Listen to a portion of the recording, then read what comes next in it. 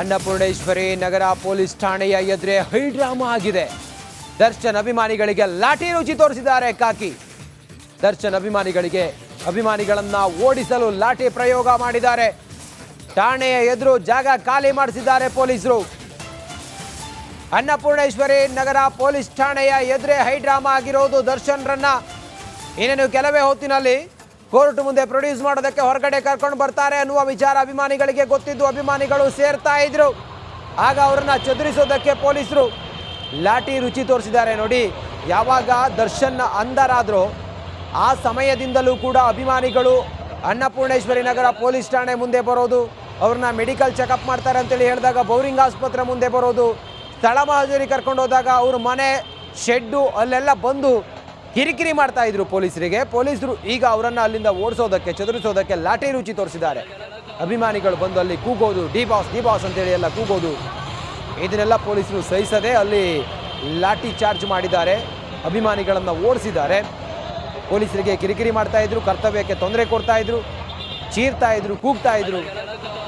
ಇದನ್ನೆಲ್ಲ ಕಂಡ ಪೊಲೀಸರು ಅವರನ್ನ ಚದುರಿಸೋದಕ್ಕೆ ಲಾಠಿ ಚಾರ್ಜ್ ಮಾಡಿದ್ದಾರೆ. ಅನ್ನಪೂರ್ಣೇಶ್ವರಿ ನಗರ ಪೊಲೀಸ್ ಠಾಣೆಯ ಮುಂಭಾಗ ಬ್ಯಾರಿಕೇಡ್ಗಳನ್ನೆಲ್ಲ ಹಾಕಿ ಅವರನ್ನು ಅವಾಯ್ಡ್ ಮಾಡೋ ಪ್ರಯತ್ನ ಮಾಡಿದ್ರು ಕೂಡ ಅದರ ಹೊರತಾಗಿಯೂ ಕೂಡ ಅಭಿಮಾನಿಗಳು ಬಂದಲ್ಲಿ ಚೀರಾಡೋದು, ಕೂಗಾಡೋದೆಲ್ಲ ಮಾಡ್ತಾ ಇದ್ರು. ಆ ಕಾರಣದಿಂದ ಅವ್ರನ್ನ ಓಡಿಸೋದಕ್ಕೆ ಲಾಠಿ ರುಚಿ ತೋರಿಸಿದ್ದಾರೆ.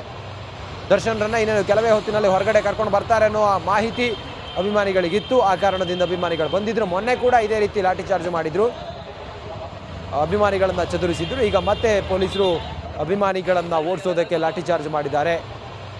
ಅನ್ನಪೂರ್ಣೇಶ್ವರಿ ನಗರ ಪೊಲೀಸ್ ಠಾಣೆಯ ಮುಂಭಾಗ ಅಭಿಮಾನಿಗಳು ಬಂದಿದ್ರು. 144 ಸೆಕ್ಷನ್ ಬೇರೆ ಇದೆ. 144 ಸೆಕ್ಷನ್ ಇರೋದ್ರಿಂದಾಗಿ ಯಾರೂ ಜನ ಸೇರಂಗಿಲ್ಲ. ಅಲ್ಲಿ ಬಹಳ ಸೂಕ್ಷ್ಮ ಪ್ರಕರಣ ಮತ್ತೆ ಗಂಭೀರ ಪ್ರಕರಣ ಇದು. ನಡಿ, ಈಗ ಶುರು ಮಾಡೋಣ.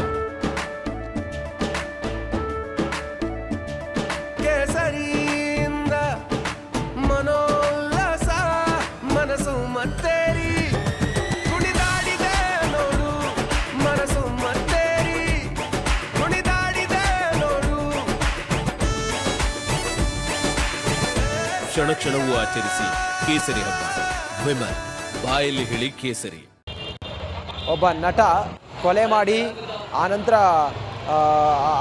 ಕೊಲೆ ಮಾಡಿದ ವ್ಯಕ್ತಿಯನ್ನು ಎಸೆದಿದ್ದು ಅದೆಲ್ಲವೂ ಕೂಡ ಎಲ್ಲವೂ ಜಗಜ್ಜಾಹೀರಾಗ್ತಾ ಇದೆ ಈಗ ಪೊಲೀಸರ ತನಿಖೆಯಲ್ಲಿ. ಅನ್ನಪೂರ್ಣೇಶ್ವರಿ ನಗರ ಪೊಲೀಸ್ ಠಾಣೆಯ ಎದುರೇ ಹೈಡ್ರಾಮಾ ಆಗಿದೆ. ದರ್ಶನ್ ಅಭಿಮಾನಿಗಳಿಗೆ ಲಾಠಿ ರುಚಿ ತೋರಿಸಿದ್ದಾರೆ ಕಾಕಿ.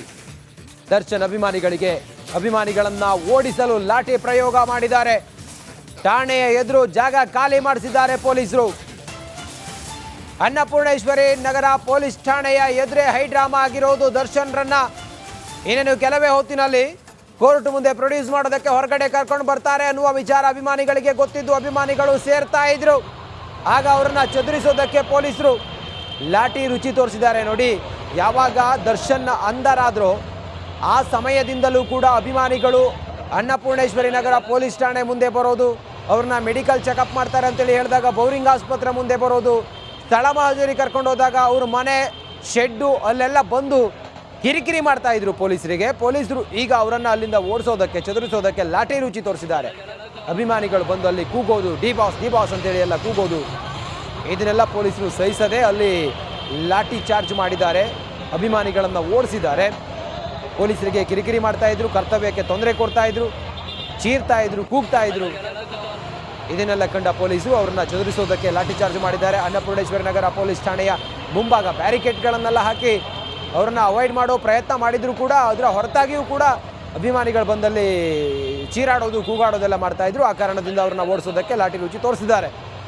ದರ್ಶನ್ರನ್ನ ಇನ್ನೇನು ಕೆಲವೇ ಹೊತ್ತಿನಲ್ಲಿ ಹೊರಗಡೆ ಕರ್ಕೊಂಡು ಬರ್ತಾರೆ ಅನ್ನೋ ಮಾಹಿತಿ ಅಭಿಮಾನಿಗಳಿಗಿತ್ತು. ಆ ಕಾರಣದಿಂದ ಅಭಿಮಾನಿಗಳು ಬಂದಿದ್ರು. ಮೊನ್ನೆ ಕೂಡ ಇದೇ ರೀತಿ ಲಾಠಿ ಚಾರ್ಜ್ ಮಾಡಿದ್ರು, ಅಭಿಮಾನಿಗಳನ್ನು ಚದುರಿಸಿದ್ರು. ಈಗ ಮತ್ತೆ ಪೊಲೀಸರು ಅಭಿಮಾನಿಗಳನ್ನು ಓಡಿಸೋದಕ್ಕೆ ಲಾಠಿ ಚಾರ್ಜ್ ಮಾಡಿದ್ದಾರೆ.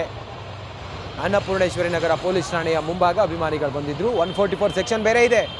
144 ಸೆಕ್ಷನ್ ಇರೋದ್ರಿಂದಾಗಿ ಯಾರೂ ಜನ ಸೇರಂಗಿಲ್ಲ. ಅಲ್ಲಿ ಬಹಳ ಸೂಕ್ಷ್ಮ ಪ್ರಕರಣ ಮತ್ತೆ ಗಂಭೀರ ಪ್ರಕರಣ ಇದು. ಒಬ್ಬ ನಟ ಕೊಲೆ ಮಾಡಿ ಆನಂತರ ಕೊಲೆ ಮಾಡಿದ ವ್ಯಕ್ತಿಯನ್ನು ಎಸೆದಿದ್ದು ಅದೆಲ್ಲವೂ ಕೂಡ ಎಲ್ಲವೂ ಜಗಜ್ಜಾಹೀರಾಗ್ತಾ ಇದೆ ಈಗ ಪೊಲೀಸರ ತನಿಖೆಯಲ್ಲಿ.